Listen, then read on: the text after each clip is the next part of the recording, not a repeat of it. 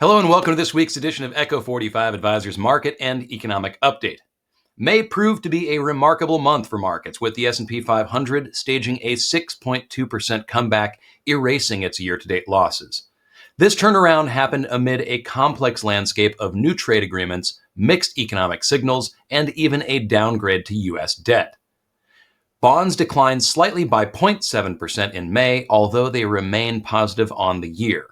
The 10-year Treasury yield ended the month at 4.4%, reflecting ongoing volatility around federal spending and debt concerns. On the economic front, encouraging news emerged from inflation data. The Consumer Price Index showed prices rising just 2.3% in April compared to the previous year, the slowest 12-month increase since February of 2021. May's rebound serves as a powerful reminder that markets can be resilient and demonstrates how quickly sentiment can shift when conditions begin to stabilize. Over the next few minutes, we'll discuss some of the major narratives and concerns from the past month. Next, in a significant but not unexpected move, Moody's downgraded the United States credit rating from its previously top-tier status. This development marks another milestone in the ongoing concerns about America's fiscal health. The timing of this downgrade coincided with the House passage of a tax and spending bill that would extend provisions from the 2017 Tax Cuts and Jobs Act. The Penn-Wharton budget model projects this legislation could increase deficits by $2.8 trillion over the next 10 years. The bill now goes to the Senate, where it will be debated and possibly modified. As this chart illustrates, the national debt has only continued to grow, with U.S. total debt now reaching 122% of GDP, while U.S. net debt, which excludes that which the government owes itself, has climbed 97% of GDP. While these fiscal challenges clearly require long-term solutions, the U.S. dollar's position as the world's primary reserve currency continues to support demand for the Treasury securities in the foreseeable future.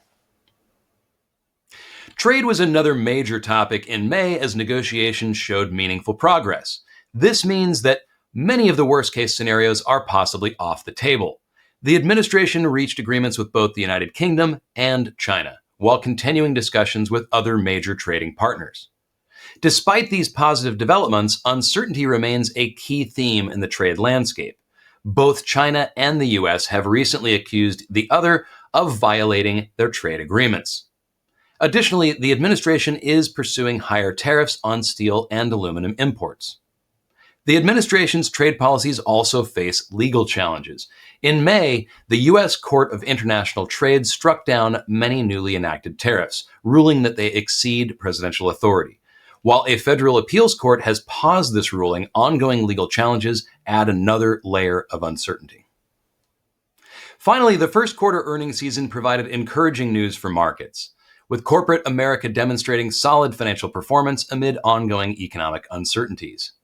S&P 500 companies delivered positive earnings and revenue surprises despite the challenges of the past several months. Meanwhile, consumers have been pessimistic this year, driven largely by concerns over tariffs and inflation. However, recent indicators suggest that this trend may be shifting. The University of Michigan's latest survey for May revealed that inflation expectations decreased slightly, while overall sentiment appeared to stabilize.